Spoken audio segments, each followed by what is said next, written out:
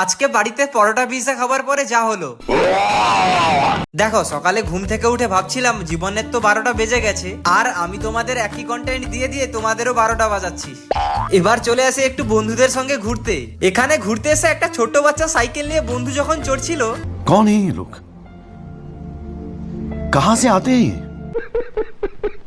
এখানে কিছুক্ষণ ইয়ার্কি ঠাট্টা করবার পর চলে আসি দাদা বৌদির দোকানে চা খেতে। দেখো ভাই, আমাদের বন্ধুদের যে গ্রুপটা ছিল, তো একটু ভুল বুঝাবুঝির জন্য ঝামেলা হয়েছিল আর কি। তো এখন ভাই সমাধান হয়ে গেছে, সবাই একসঙ্গে মিলেই আবার আড্ডা দিচ্ছি। এখানে কিছুক্ষণ আড্ডা দেওয়ার পর বাড়ি চলে আসি। আর একটা কথা ভাই, আমি যে টাইমটাই ব্লগ ছাড়তাম ওটা চেঞ্জ হয়ে গেছে। যেটা আমি 10টায় ছাড়তাম ওটা ছাড়বো বিকাল 5টায়।